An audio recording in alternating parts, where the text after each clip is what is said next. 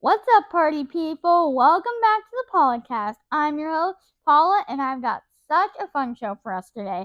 We're going to be talking all about the best piece of comedy advice I've ever gotten. We're going to mourn the loss of the Vikings, RIP, me, my hopes and dreams.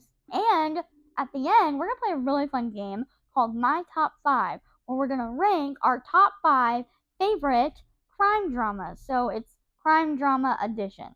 So yeah, it's gonna be a really fun show. I think y'all are gonna love it. So, stay loose. Let's do it.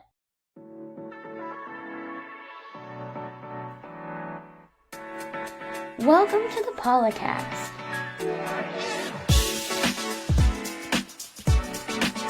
Starring me, Paula Kosienski. Alright, so let's get into it. We have a lot of fun things to cover today, so I'm pretty excited. Start off, we're going to start by mourning the Vikings loss, the end of the season. And I didn't plan this, but purple and yellow, so this is a fun little fan over here, me. Okay, anyway, so I want to start by talking about the Vikings. I do want to make this like a segment, like football, a segment, because I feel like I'll talk about it more than just once in a while, like for the Vikings. Like, I feel like I would talk about it more if I had a segment. So, this segment is called Football for Dummies, because I am not like some super smart football person. I just watch the games with my eyes, and sometimes I read what they put on the TV. And if I don't understand something, I'll talk to John. But I love football. I love watching it. So I feel like I'm a good like football for dummies person. If you don't know a lot about football, you could probably watch me talk about it, and I'm sure you could follow.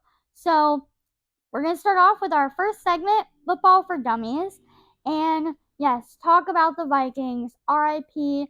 the Vikings. R.I.P. my hopes and dreams. It was a sad 2 weeks. Last time we talked about the Vikings, they were about to play the Lions, and I was like, we're gonna take it, we're gonna win. I have faith. Well, we did not. We did not take it. So bummer, and my faith has been shaken. But that's okay. That's part of being a Vikings fan. I knew that going into it. So I want to start by talking about the Lions game. Then we'll talk a little bit about the Rams game, and then we will talk about the future for the Vikings, and that'll be our segment. So, okay, we're gonna start off with the Lions game. 2 weeks ago, the Vikings play the Lions. They have the exact same record. So they're fighting for the first seed, which means they're fighting for home field advantage and 2 weeks off, which is really significant. Especially like the Vikings would do, I think, better if they obviously played in their home field. And then 2 weeks off, I think, was a really big deal for the Lions because they have a ton of injured players. So that would give their players time to come back. So high stakes game. I think it was probably the most like stressful game of the like regular season. And if you watch the game or if you've been on the internet, you know the Vikings got trampled on. They got mauled by the Lions, which is unfortunate. That's not what we wanted to happen. Um, I thought that the part of the game that went good, because there's always an upside, is the defense was amazing. Like, they were stopping the Lions on their fourth down, so they were able to like have way better field advantage for the offense. They forced the Lions to turn over the ball. It was either a turnover or an interception, I can't remember. One of those two. And so we ended up getting a great play out of that. Downside is that the offense literally did not do anything with any of those opportunities, which was such a bummer because they had so many times in the end zone, like towards the goal, where they could have made it, and they didn't. So the shining star was the defense. In terms of the negative parts, those pretty much everyone else. Sam unfortunately had a really terrible game, which I can really empathize as a comedian, like buckling under pressure. I know how it feels to like do a show with a lot of pressure, and it just feels so much harder, even if it's the same, even if it's just the same 8 minutes or whatever, it's so stressful. So I really can empathize with him, but he was just not doing it. He was throwing balls, he was throwing them, but to who, we'll never know. So that was a bummer. Sam Darnold just having a rough day, kind of, Sam darn it. But I do love Sam, so I think he's great quarterback, and I think he takes his role really seriously. I think sometimes people think that just because players make a lot of money that they still don't deal with the same like insecurities that we do. So my heart really broke for Sam these last 2 games. Just knowing that I think he really wanted to win. I think he really does want the Vikings to like him and he wants to succeed. And there's no amount of money that takes that feeling away. So I really do feel bad for him. But yeah, Sam Darnold had a rough game. Also, the kicker, I think, missed 2 field goals, which is like that's like so Minnesota Vikings. He at least missed one. Maybe he only missed one, but so that really sucked. We could have gotten some points on the board that we didn't. And one of my big I just realized I'm not wearing my ring. I'm still married. But I just left it in the bathroom. Anyway, one of my big like questions and frustrations with the Lions game was like why they kept trying to throw the ball in the end zone when it clearly was not working. I understand you want Sam to throw that ball, you want to get the touchdown just for momentum. Like you want Sam to know like that he can do it. But the thing is, he didn't. He literally didn't. And so at some point, like the Lions are a good team, and you can really only hold them off for so long. So at some point, I wish they would have ran into the end zone. They were making running plays, and they were doing well. So I don't understand why they would have like 10 yards to the goal, and they would throw every try, and they just like wouldn't get it. Um, I do appreciate that they went for it on 4th down because I don't think Vikings do that very often. But because they don't do that very often, they didn't get it. So I wish that was different. I wish they would have gotten it. I kind of sometimes feel like Kevin O'Connell, and maybe this is more of the offense coach, but coaching in general, I wish that they played a little bit more aggressively. I think that the Vikings are a good team, but what separates them from like a great team is these like being able to play aggressive in these high pressure games. So being able to go for it on 4th down and getting it would be really great. Being able to get 2-point conversions would be really amazing to sort of build up some points. I still think they were a great team or a good team, but yeah, they didn't have it. And so they lost to the Lions. And honestly, I walked out of that as a fan kind of optimistic. Like we had won a bunch, so it was sad to lose, but we won by such a small margin that I thought maybe this loss would like stir up some like improvement for the next week, which that's my mistake, If you're a Vikings fan and you start to have hope, that's when you know you've lost it. So yeah, I left the game feeling like I'm bummed that we lost, but I'd rather lose this game than like a game in the playoffs because then you like are done with the season, as we now know. But yeah, I wasn't totally just disappointed in the loss. It was just a hard game to watch. And then they played the Rams and they took what was left of my heart and they pulverized it into a bunch of tiny little pieces and they just went to my heart. That game was like 10 times harder for me to watch simply because I think that the Vikings set a record of the most amount of times a quarterback has been sacked in a game. He was sacked 9 stinking times in the games against the Rams. 1 or 2 times is like that's a lot in one game, let alone 9 times. And I mean, it was like multiple times in a row. I don't know if the offense was like, I don't know, different people today or that for that game. If they were like Yeah, actually the offense couldn't make it, so we just took like 12 guys off the street. Um, but no, I love the offense. But yeah, it that was a big bummer. I thought defense struggled a little bit more with the Rams for whatever reason. They just seemed like the Rams were able to just pass through them a little bit better, which was hard. And then, yeah, same offense issues. Sam not being able to throw those touchdowns. We did make a touchdown, which is improvement. I said I wanted improvement, and I guess I got it. But that's not what I meant when I asked for improvement. So that game was definitely a bummer. That hit me harder because now our season's over. And the Rams only had 10 wins. I think reasonably we should have been able to beat them, which in the world of the Minnesota sports, the words should have is almost like a curse word because it's like, yeah, they should have, and then they won't, right? Like they will win games that they have no business winning. Where you're like, how did you win that? And then they will have games that's like, okay, this is a very easy game to win, or at least doable. Maybe not easy, but definitely doable. And they will be like, bet we can figure out a way not to win it. So I do love the Vikings.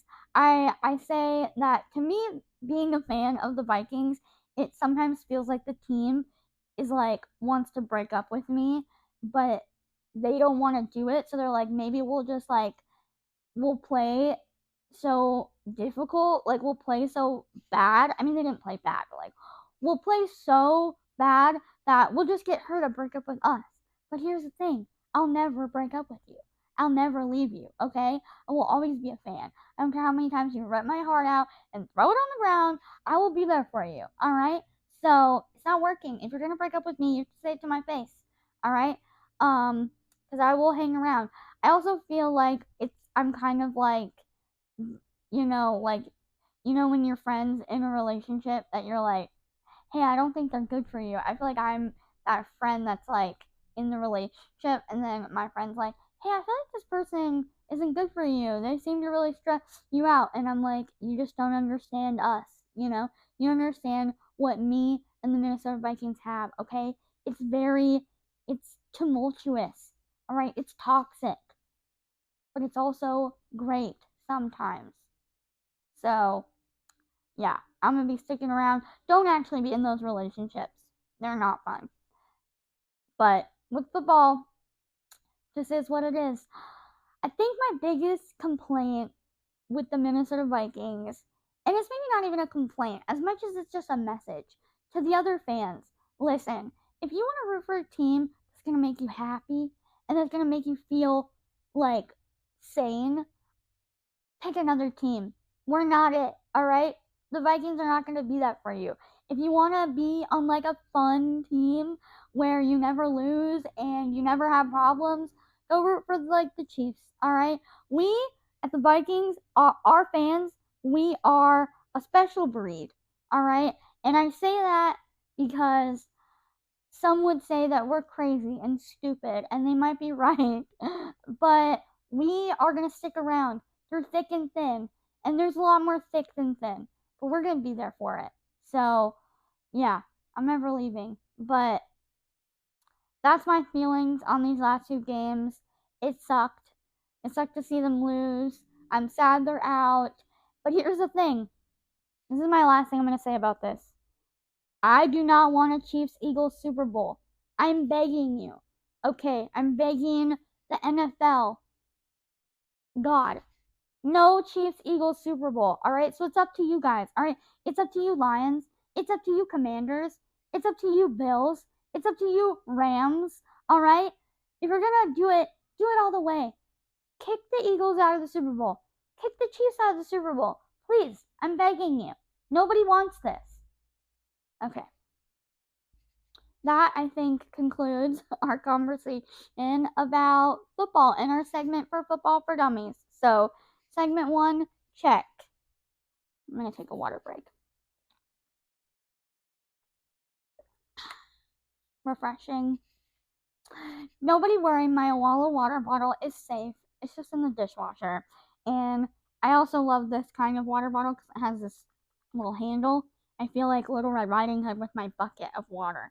But Awala, you're my number one. Still looking for that sponsor. I'll ask every episode till I get it. Anyway, okay. So now let's move on to the next thing we're going to talk about, which is the greatest piece of advice in comedy that I've ever gotten.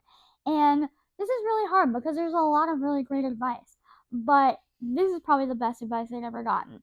So, to give you some context, a couple months ago, I was in the Atlanta Laughing Skull Comedy Festival. All right, it was really fun. If you're a comedian, you should do it. It was like one of the coolest experiences in comedy in my life. Um, if you've already done it, you know what I'm talking about. It's pretty awesome. I had a bunch of fun in Atlanta. And while we were there, the main part of the festival for the comedian is your industry showcase, which is the special showcase that you do for all of the industry that signed up to go to the festival. And so it's a very high pressure show. You are doing, the same 8 minutes, 10 minutes that you do normally, but now you have like a bunch of people that are super like important watching you, and you just want to do a good job, and you want to be funny, and you want the audience to love you, and it's a lot. So prior to my show, I was talking to one of the industry. He's with Don't Tell, and his name's Brett. So shout out to Brett. He's pretty awesome. And I thought he gave some pretty good advice, and he just said, like, don't second guess your jokes and your comedy, and don't let that make you nervous, because the judges or the industry, like, they know that you are to a certain level good, or more, your jokes are good because you got into the festival. You wouldn't have gotten into the festival if you were not good. So what they're looking for isn't just your jokes. It's like your professionalism and your confidence, and like, can you own the stage and sort of like take control of the audience even in a really high pressure environment. And if the set for whatever reason isn't going that great, like, can you stay calm, and can you still like be professional and be yourself? And basically what he was saying is, don't let your nerves get the best of you, because that's part of what we look for, is like, are you able to handle the nerves? And I thought that was one of the most helpful pieces of advice I've ever gotten, because the next night I had my set, and it was like 10 p.m. I was towards the end. I think the crowd was a little bit tired. It was a little hot, and I went out on stage, and honestly, like, I don't think I did badly, but I definitely didn't get the same reaction that I had been used to getting with these jokes. And this is like my hot 8 to 10. I'm not taking any chances. I'm doing the best that I think I can do. And if I had not gotten that advice, I probably would have panicked and been like, oh my gosh, like, this isn't working, blah blah. I would have been so much more nervous. But because I got that advice, I was able to hold steady, and I felt like I was just so grateful for that. So if you're a comedian, I think this is really helpful advice, which is like, just sometimes like being able to withstand the pressure is more than half the battle. So yeah, I mean, I feel that way about the Vikings. It's like, clearly they're a good football team. They've done really well this year, but you got to be able to handle the pressure. Um, so yeah, I thought that was probably one of my best comedy advice I've ever been given. And that leads me into what I was really excited to share with you guys, which is the next week of comedy is going to be pretty flippin' exciting, okay? I don't want to overhype it. I don't think you can overhype it. The next week of comedy is going to be off the charts, all right? So on Thursday, me and my husband John both have a set at Zany's that is specifically like part of this Netflix audition. I don't really know any of the details except for the fact that it's comedy. I'm gonna be there. I'm gonna be telling my jokes. maybe something will happen. You never know, but I'm going. And so we're super excited about that. I'm doing the 8 o'clock. I think John's doing, it's either the 9:30 or 10, probably 10. It's online at zanies.com. You should get tickets because not only, this is so special as an audience member because you're not just seeing comedy, you're seeing these people potentially, live out their dreams. Or you also might see people's dreams be crushed, which is also entertaining. No, I'm just kidding. I think everyone's gonna do a great job. But that's on Thursday, and then Friday and Saturday, me and John will be in Marietta, Georgia, which is such a cute little town. I really enjoyed going there a couple months ago. It's right outside Atlanta for the Honest Fox Comedy Festival. If you are not aware of Honest Fox Media, they are killing it. They are so good at social media and comedians, and they have so many great people on their list. Like they have Liam Morgan, they have Karen Mills, they have Justin Nickerson, they have Brian Bates. Like they have really amazing comedians as a part of like their comedians that they work with. So the festival is gonna be amazing. I'm so excited. We're gonna get everyone gets a little mini special recorded of them. So you can be on the lookout for that. So yeah, I've been thinking a lot about this advice and just reminding myself like as we go into this super exciting week of comedy, you know, try not to let the pressure get to me. Um So yeah, we'll just see how it works out. But I'm really excited. So hopefully next time we record it should be after that. So I'll give you guys an update on how that went and kind of talk about that. But yeah, so that was what I want to talk about with comedy. So, you know, there you go, I hope you love it. It's pretty crazy. All right. So here we are. We're on our last segment of the day. The segment that I was most excited to talk about, which was a new segment that we're doing. It's called My Top 5. And what we're going to do is we're going to take our top 5 of any subject that I choose and we're going to rank them. So today we're choosing my top 5 crime drama edition. So I'm going to rank my top 5 favorite crime dramas and I'll tell you why I feel like, where I feel like they go and why.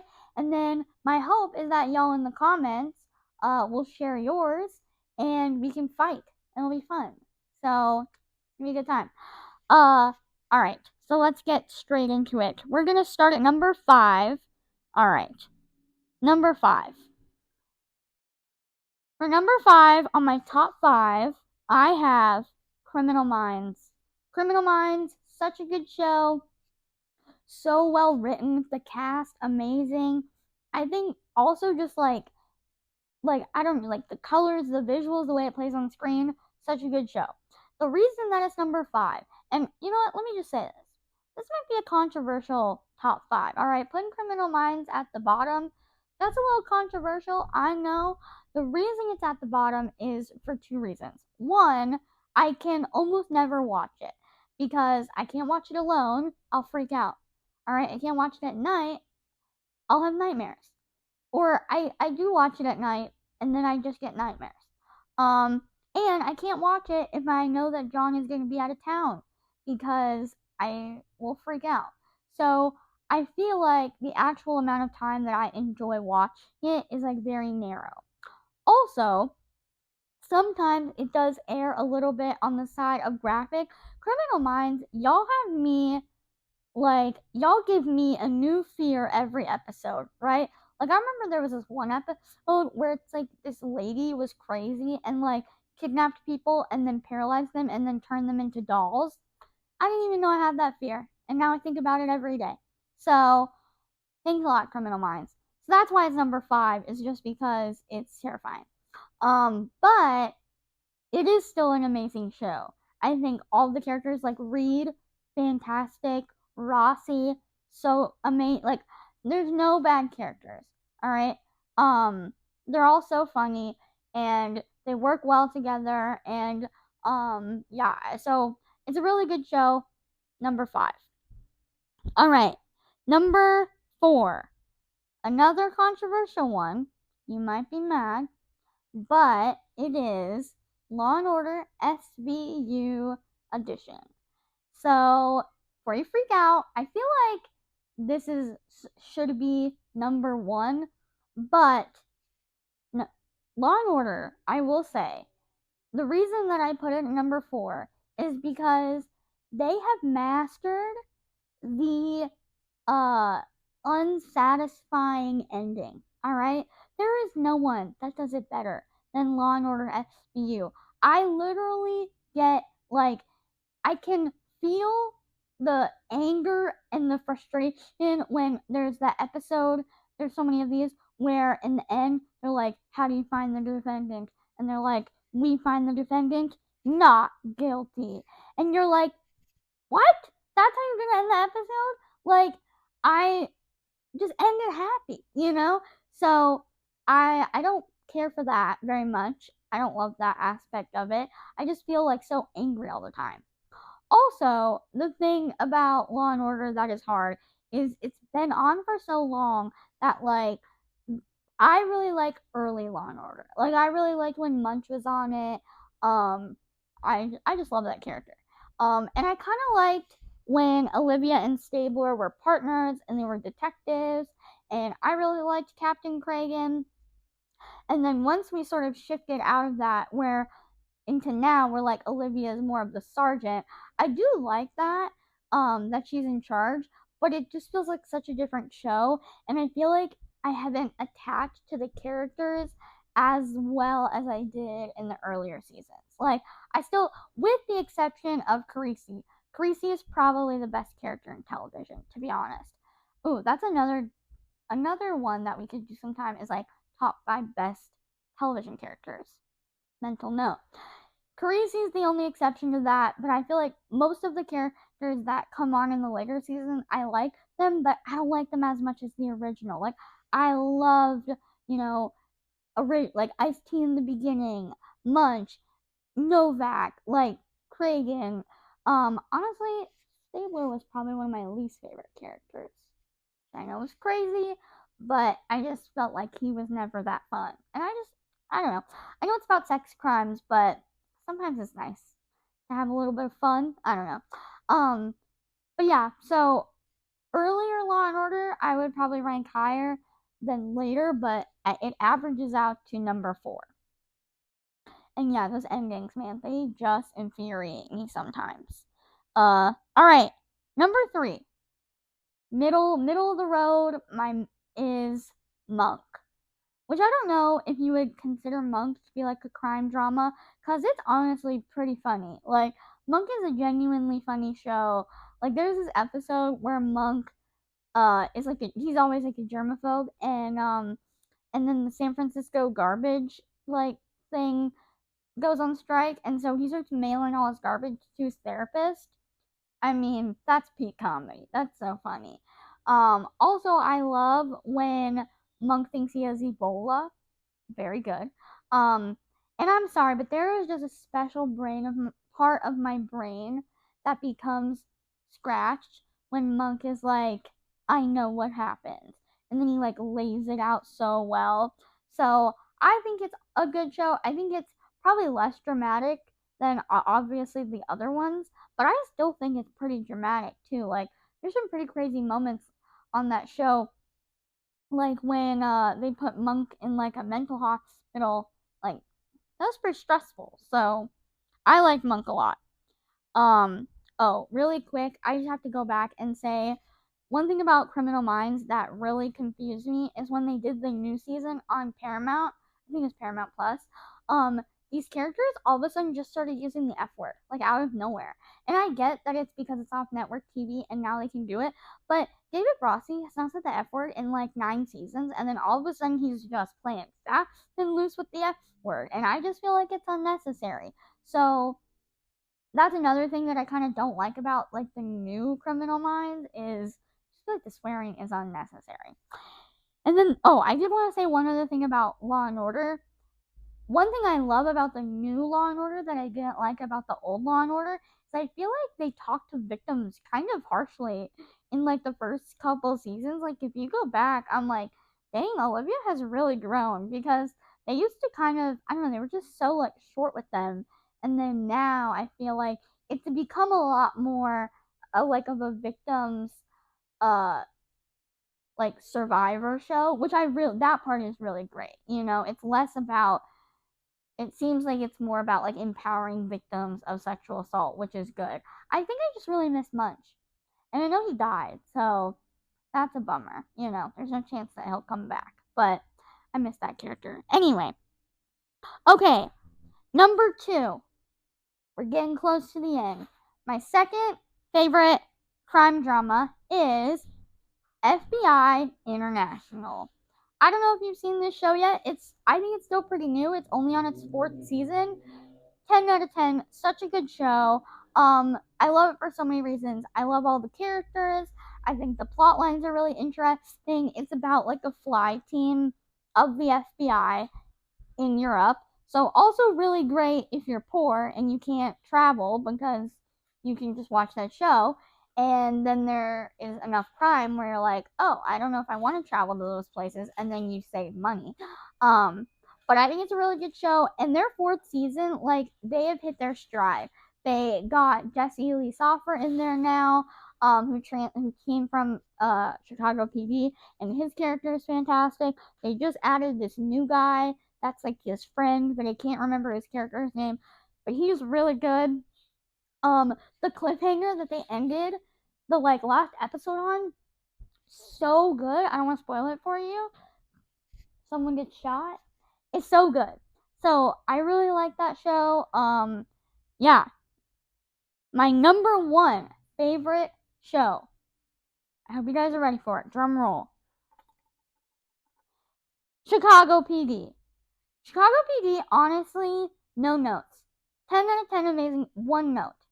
Okay, 1 note. And that's how they wrote Jay out. I thought that was not good.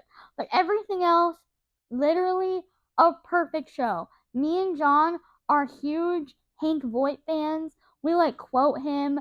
I genuinely want Hank Voight's character to be real. I want him to be a real cop. I would feel very safe to live in the city that he's in. Okay? And also, weirdly enough, watching Chicago PD actually makes me be like, want to go to Chicago. It just seems, I don't know, they just seem like they have fun there. So good. I thought that, yes, okay, so Jay's character is a great, like, all, like, back and forth to Voight, and Voight is, like, one of the best characters on TV. So good. And then, who else do we have? We have Jay's really good. We have, the 2 female leads, Burgess, who's been there from the beginning, so good. And then I love Sophia Bush's character, but when she left and they put in Tracy's character, I loved her character too. So she was really great. I'm trying to think of like what, there's not enough time to say all the things that I love about Chicago PD. Oh, my favorite thing about that show is when Hank Voight like drives them out to the city limits and threatens to kill them. So fun. I love that. So anyway, yeah. I think Chicago PD is so good. And that's it. That's my top 5. We have Criminal Minds, Law and Order SVU, Monk, FBI International, and then we have Chicago PD as the crown jewel. So let me know in the comments if you guys have a top 5 or if you disagree with my top 5, which I think a lot of people will. So throw that in the comments. And yeah, I hope you guys enjoyed this episode. I had a ton of fun, and we'll see you next week. Yay!